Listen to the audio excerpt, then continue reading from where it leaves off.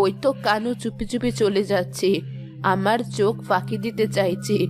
আজ তো আর পালাতে পারবি না, তোকে আজ আমার হোটেলের মাংস হতে হবে।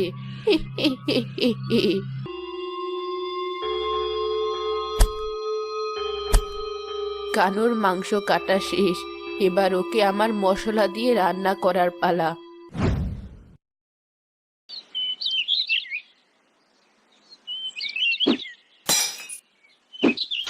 সব ভেঙে ফেলবো আজ।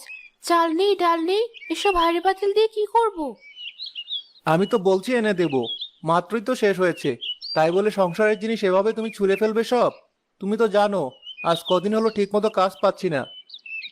অত সব আমি জানি না, আমার জিনিস আমি চাই। আহ, তাই বলে শেষ পর্যন্ত তুমি আমার উপর হাঁড়ি ছুঁড়ে মারবে?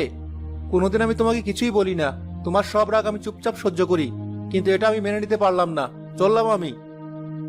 যাও, যেদিকে চোখ চলে যায় যাও, তোমার মতো মানুষের দরকার নেই।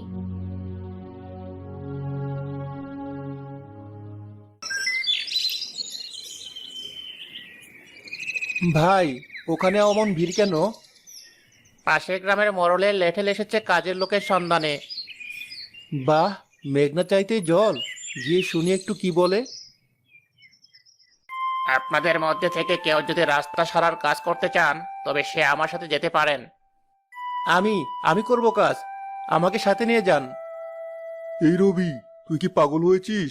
জানিস না ওই গ্রামের যে রাস্তার কাজ করবে সেখানে পেতনি আছে, যে মানুষ মেরে রান্না করে? তাই তো ওদের গ্রামে কোনো লোকই কাজ করবে না, সেজন্য আমাদের গ্রামে লোক খুঁজতে এসেছে। যাই হোক, আমি যাব।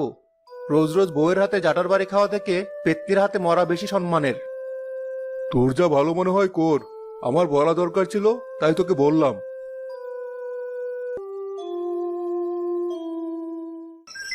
তুমি তাহলে কাজ করবে?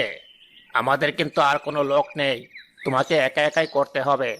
ওখানে তোমাকে থাকার মতো একটি ছোট ঘর করে দেওয়া হবে, আর খাওয়ার ব্যবস্থা তোমার নিজেরই করতে হবে। টাকা নিয়ে চিন্তা করো না, প্রতিদিন 1500 করে টাকা পাবে। ঠিক আছে, থাকি আগে, তারপর না হয় একটা ব্যবস্থা করা যাবে। আজকের মধ্যে আমার থাকার ঘরটা শুধু করে দিন। বেশ, বিকেলের মধ্যে হয়ে যাবে।